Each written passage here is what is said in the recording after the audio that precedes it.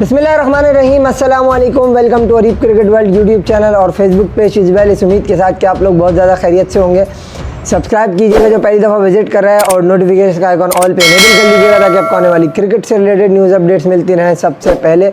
तो पाकिस्तान वर्सेस श्रीलंका का जो सेकंड डे था वो वॉश आउट हुआ। उसके बाद जो है वो आज मैच हुआ पूरे दिन और श्रीलंका की टीम बिल्कुल बेबस और लाचार, क्योंकि उनके पास कोई दमखम नज़र नहीं आ रहा था। ना प्लानिंग थी, ना कोई एक इम्प्लीमेंटेशन थी, कि कोई प्लान्स भी नहीं था आपके पास कि आप क्या प्लान को इम्प्लीमेंट करोगे ग्राउंड में। कप्तानी भी बिल्कुल इररेलेवेंट सी नज़र आई। बॉलिंग में कोई स्पार्क नहीं था। पाकिस्तान की टीम ने डोमिनेट किया पूरे डे 3 को और अब्दुल्ला शफीक और उसके अलावा Salman Ali Agha, that was a fantastic innings by both of them today. और जितनी उनकी तारीफ़ की जाए कम है। और सऊद शकील जिसने आज रिकॉर्ड भी बनाया कि उन्होंने 7 लगातार जो है वो 50 कर दिए।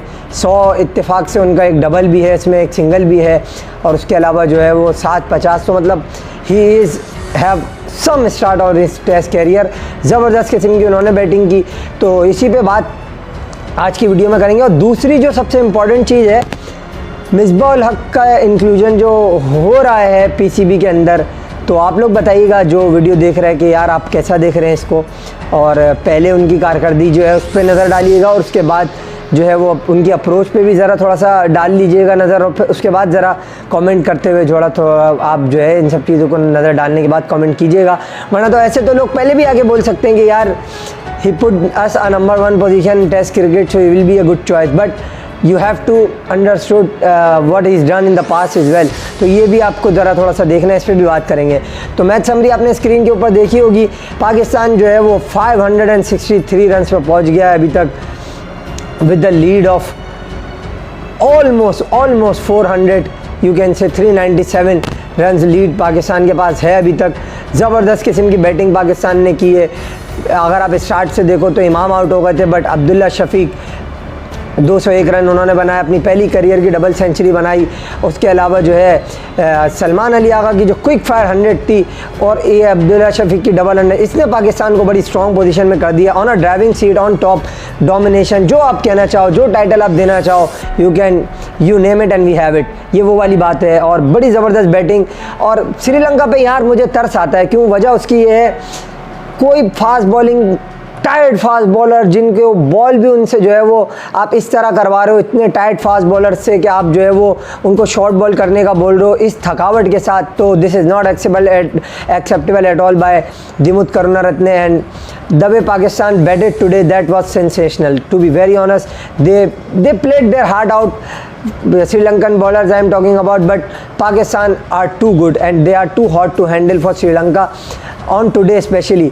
बाबर आजम थोड़ा अनलकी रहे काफ़ी इनिंग्स से कि वो जो है वो कन्वर्ट नहीं कर पा रहे अपने स्टार्ट्स को, बट अब अनलकी तो वो रह रहे हैं, लेकिन प्रॉब्लम क्या आ रहा है ये कोई नहीं देख रहा है। और जो बाबर आजम को प्रेस करते हैं लोग, ज़ाहिर है हम भी प्रेस करते हैं, पाकिस्तान का टैलेंट है, हमारा फ़ख्र है, कोई इसमें डाउट नहीं है कि पाकिस्तान का नाम जितना उन्होंने रोशन किया और he is a class act, no doubt about that, good player.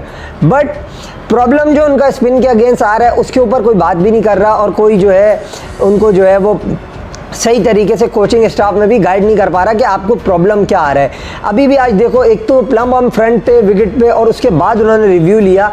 Jayasuriya से वो 6-7वीं दफ़ा ये LBW आउट हुए थ्रू आउट। अब जो जयसूर्या के 5 टेस्ट मैच ये खेल चुका है उसके अगेंस्ट, मतलब तो जो है अब आप ये देखो कि आप मतलब हर इनिंग में उससे आउट हो रहे हो आप। तो आपको पहली 2 इनिंग के बाद ही ये सोच लेना चाहिए था कि मैं मिस्टेक किधर कर रहा हूँ कि मैं जो है वो आउट हो रहा हूँ, और ये नहीं है। इससे पहले केशव महाराज था जिससे वो आउट हो रहे थे, फिर उसके बाद आप देखो तो ताइजुल इस्लाम आ गया, उससे बाबर आजम आउट होने लगे। फिर अगर आप जो है वो वनडे क्रिकेट में चले जाओ तो उनको जो है वो जिम्बाब्वे का कोई बॉलर आउट कर लेता है, मुजर रब्बानी आउट कर लेता है, वो तो चलो फास्ट बॉलर है। बट हैविंग सेड दैट कि वो एक आर्यन दत्त जो नेदरलैंड का वो स्पिनर है, उनसे वो आउट हो जाते हैं। तो आपको कहीं ना कहीं ये चीज़ देखनी है कि आप स्पिनर के आगे कमज़ोरी आपकी वीकनेस है। अब अगर हम इस पर बात करते तो फिर बाबर आजम का एक माशाल्लाह बहुत बड़ा फ़ैन क्लब है, हम भी उसका हिस्सा हैं, क्यों ना हो। पाकिस्तान का एक मतलब बाबर आजम ने अपना नाम खुद अपनी मेहनत से बनाया है। बट अब अगर उन पर क्रिटिसिज्म इस बात पर होता है तो लोग फिर हमें क्रिटिसिज्म करने आ जाते हैं कि यार मतलब how can you criticise Babar Azam. भाई कोई वही हफीज़ भाई वाली बात आ जाती है, कोई मुकद्दस गाय तो है नहीं कि क्रिटिसिज्म नहीं हो सकता। आप पाकिस्तान के प्लेयर हो बॉस, आप पैसे ले रहे हो खेलने के, तो आपको अपनी खामियां भी दूर करनी चाहिए। और इतना ग्रेट प्लेयर बाबर जैसा और फिर वो इस तरीके की गलतियां रिपीट करे जाए बार बार, तो फिर इस पर बात करना तो बनता है और फिर कोई इस पर बात नहीं करेगा। अब्दुल्ला शफीक बहुत अर्ली खिलाया, हम सब ने बात की, but the talent which he has that was phenomenal. मतलब आप देखो इससे पहले भी उन्होंने 160 रन आउट की इनिंग खेली थी, फिर उसके बाद आज उन्होंने डबल 100 कर दिया। तो वो जानता है लंबी इनिंग किस तरह खेलनी है, विकेट पे किस तरह रुकना है, स्पिनर्स के साथ डोमिनेट किस तरह करना है। अब जो पाकिस्तान के बैट्समैन जयसूर्या को डाउन द विकेट जाके डोमिनेट कर रहे थे वो कभी उससे आउट नहीं हुए। बाबर आजम स्टक रहे क्रीज के अंदर, उन्होंने डर के खेला, तो वो आज देखो आप फिर वो बाबर आजम उससे आउट हुए। यहीं अगर बाबर क्रीज पे रहते 100 करते तो पाकिस्तान के लिए भी और अच्छा होता और उनके लिए भी और अच्छा होता, और उनकी भी एक फिर फ़ैन फॉलोइंग है, ज़ाहिर है उनके फैंस भी खुश होते कि बाबर 100 करते। बट अब 8-10 इनिंग हो गई बाबर आजम की, कोई 100 नहीं आ रही, इवन 50 भी नहीं आ रही 6-7-8 इनिंग्स से। तो ये है कि सिचुएशन के बाबर आजम को अब खुद सोचना है कि मेरी मिस्टेक्स हैं कहाँ, क्योंकि जब आप बॉस टेस्ट क्रिकेट में 20 क्रॉस कर लेते हो तो it means you are set. अब अगर आप 39 पे आउट हो रहे हो तो मतलब आपने कहीं ना कहीं मिस्टेक की है, और आपकी वो मिस्टेक एक कंसिस्टेंट मिस्टेक है जो आपको सेट होने के बाद भी आपको जो है वो ट्रबल में डाल रही है, और वही बाबर आजम के साथ आज हुआ। Still Pakistan is in a very good position to win this test match, no doubt about that. But ये थोड़ी सी बात थी जो मैंने करनी थी वो मैंने कर ली। अब जो क्रिकेट के जाहिल हैं भाई वो मुझ पर क्रिटिसिज्म कर लें, जिनको क्रिकेट की समझ है वो इस बात को समझ लेंगे कि मैंने कोई क्रिटिसिज्म नहीं किया है, एक गलती थी जिसकी निशानदेही की है।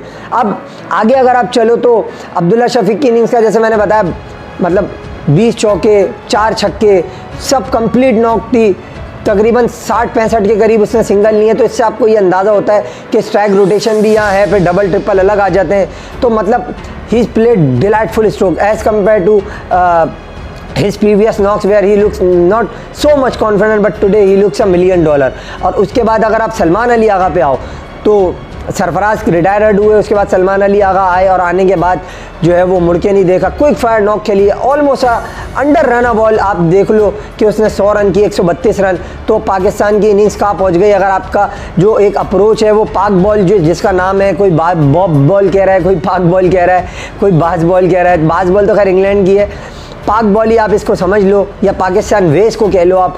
इस अप्रोच ने पाकिस्तान को बहुत फ़ायदा दिया है। और आप देखो almost we have scored 4.3 run in an over throughout the innings. तो ये एक चीज़ है जो पाकिस्तान के फेवर में जाती है कि पाकिस्तान ने जो है ना इस टेस्ट मैच में ये चीज़ बड़ी अच्छी की है कि पाकिस्तान ने टेस्ट मैच में बैटिंग कम से कम जो है वो एक फ्लुएंट बैटिंग की है और एक स्ट्राइक रेट के साथ की है। रोटेशन स्ट्राइक की बड़ी अच्छी थी, और प्लस ये कि आपने अपनी उस बैटिंग परफॉर्मेंस में जो है वो कंसिस्टेंट रहे। आप पूरी इनिंग में आपने उसी तरह लेके चले, ये नहीं कि आप शैल में चले गए। जो बैट्समैन आ रहा था वो खेल रहा था, इवन बाबर भी जो है वो पाक बॉल अप्रोच से ही खेल रहे थे। बट वही उनकी जो मिस्टेक थी वो आड़े आ गई यहाँ। सलमान की आउटस्टैंडिंग इनिंग्स थी, डबल दूसरी सेंचुरी रादर उनकी जो है वो टेस्ट कैरियर में अपनी उन्होंने बनाई आज।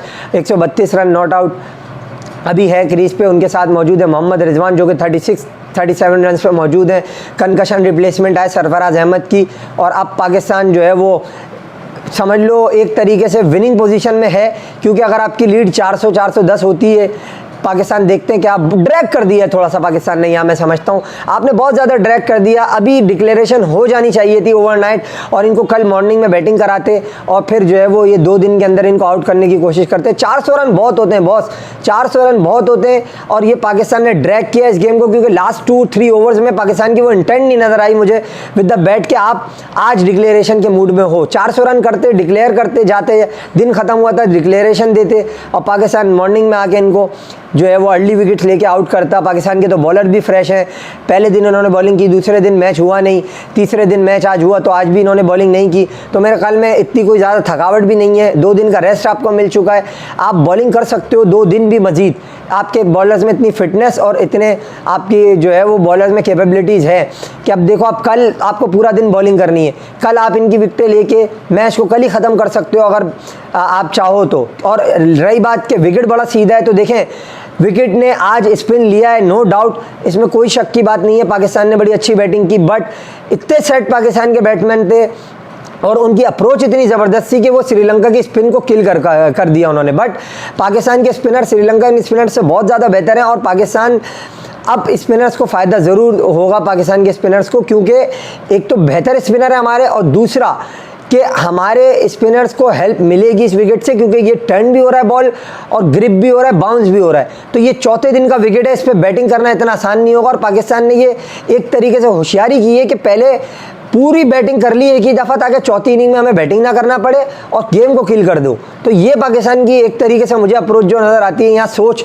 इस डिक्लेरेशन ना करने के पीछे वो यही नज़र आ सकती है एक कि उनका ये प्लान हो। और अगर ये प्लान भी हो तो यार 400 रन इज़ टू गुड यार, I think that's enough to get the opposition out in under 400. This is enough I think. Pakistan को यहाँ पे अब बॉलिंग करके इनको अंडर 400 आउट करना चाहिए और इनिंग्स से मैच जीतना चाहिए। बहरहाल कल का दिन जो भी होगा वो देखा जाएगा। बहरहाल अब इस मिसबा पे आ जाते हैं।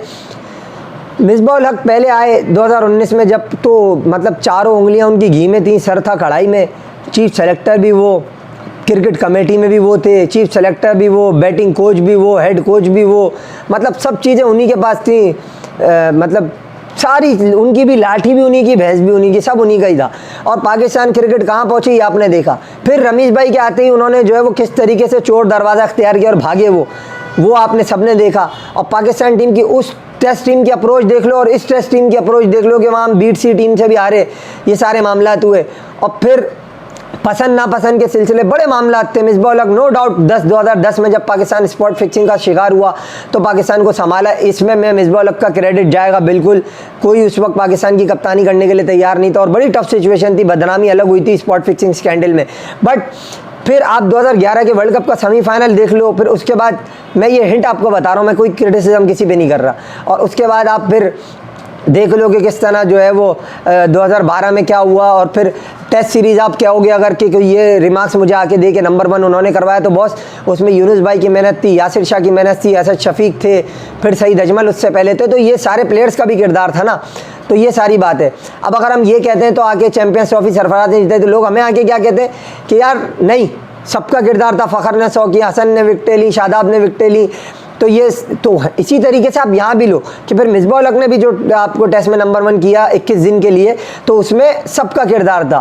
तो it doesn't make any sense यार, मिसबा उल हक का आना और उनके जो फिर फैसले होंगे वो आपकी झलक उनको आपको नज़र आएगी अगली इनिंग में, क्योंकि पहले जब वो थे तो उन्होंने मिकी आर्थर और सरफराज के कॉम्बो को हटवा दिया था। अब जब वो आएंगे तो पाकिस्तान क्रिकेट के लिए, मैं जितनी क्रिकेट फॉलो कर चुका हूँ, मेरी राय गलत भी हो सकती है but I don't think so कि यहाँ गलत होगी। मैं यहाँ बड़े कॉन्फिडेंटली कह रहा हूँ आपको, this man will destroy Pakistan cricket, he can do nothing more than that as far as destroying the cricket. ये और कुछ नहीं कर सकता भाई। इन्होंने और वकार यूनुस ने जो टीम का शराजा बिखेरा था, आप सबको याद है, वो पीछे चले जाओ थोड़ा याद आ जाएगा, मेरे चैनल पे भी कंटेंट पड़ा हुआ है। आप न्यूजीलैंड सीरीज़ उठा लो, जो ये पूरी 53 लोगों की बारात लेके न्यूजीलैंड गए थे, सही है। फिर उसके अलावा क्या मामलात हुए, फिर यूनुस खान से बदतमीजी करना प्लेयर्स का अंडर मिसबा उल हक, ये सारे मामलात रहे। अभी एक टीम का माहौल चल रहा है, फिर उसके मिसबा उल हक आएंगे, एडवाइज़र बन गए वो ज़का अशरफ साहब के। ज़का अशरफ तो मेरी खुद समझ नहीं आती, पता नहीं क्यों उनको रखा हुआ है यार। क्या मतलब, इंडिया से सीरीज़ करा ली और PSL का मॉडल पेश कर लिया, ये उनकी काविश है, ये बस इसको आप कह लो यार। लीग्स तो बहुत आ रही थी उस वक्त, मॉडल तो कोई भी पेश कर सकता है, इम्प्लीमेंट कहाँ हुआ है ये बताओ ना यार। इम्प्लीमेंट क्या है, आप अपने एक तो डिसीजन खुद ही नहीं ले सकते और आप एडवाइज़र रख भी रहे हो तो किसको रख रहे हो यार। मतलब ये सारी सोचने की चीज़ें, आप लोग खुद इस पर गौर करें। बहरहाल इजाज़त दीजिए, मिसबा उल हक अगर आएंगे तो भाई पाकिस्तान क्रिकेट नीचे ही जाएगी, ऊपर नहीं जा सकती। ये आप लोग इमेजिन कर लें, पहले की चीज़ों को देखने के बाद आप समझ जाएंगे। अल्लाह हाफ़िज़।